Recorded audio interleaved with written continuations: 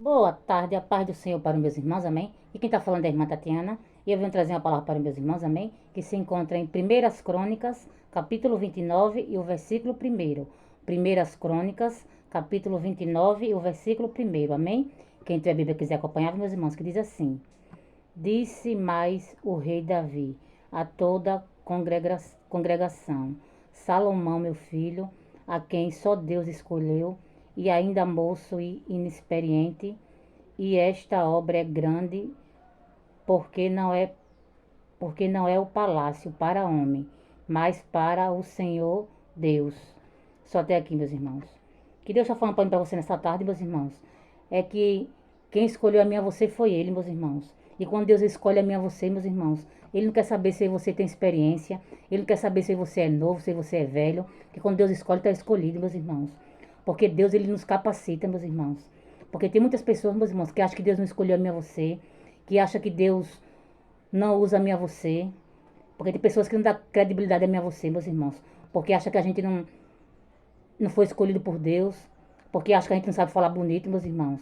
E quando a gente entrega algo da parte de Deus, tem pessoas que não dão credibilidade para mim, para você. Porque acham que a gente, né? Não foi Deus que escolheu a mim a você. Acha que a gente não tem experiência, que a gente não sabe falar bonito, que a gente não sabe pregar bonito. Mas que nessa tarde, meus irmãos, eu e você venha ter convicção que foi Deus que escolheu a você, meus irmãos. E quando Deus chama, quando Deus escolhe, meus irmãos, Ele se responsabiliza por mim, por você, meus irmãos. Porque Deus é aquele que capacita a você, meus irmãos. Porque Deus não está preocupado se você tem experiência. Deus não está preocupado se você é novo, se você é velho. Quando Ele chama, está chamado, meus irmãos. Quando Ele escolhe, está escolhido, meus irmãos. Porque Deus é aquele que capacita a você, meus irmãos. Porque Deus é aquele que coloca a palavra na minha e na tua boca, meus irmãos. Deus é aquele que usa a minha você como Ele quer, meus irmãos.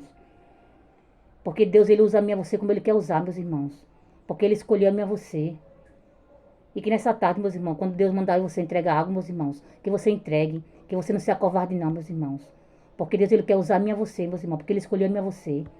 Porque muitas das vezes a gente se acovarda, né? Porque a gente acha que não sabe falar, assim a gente se acha pequeno. Mas que nessa tarde, meus irmãos, você não venha se achar pequeno, não. Porque você pode ser pequeno, mas o Deus que escolheu a minha você é grande, meus irmãos.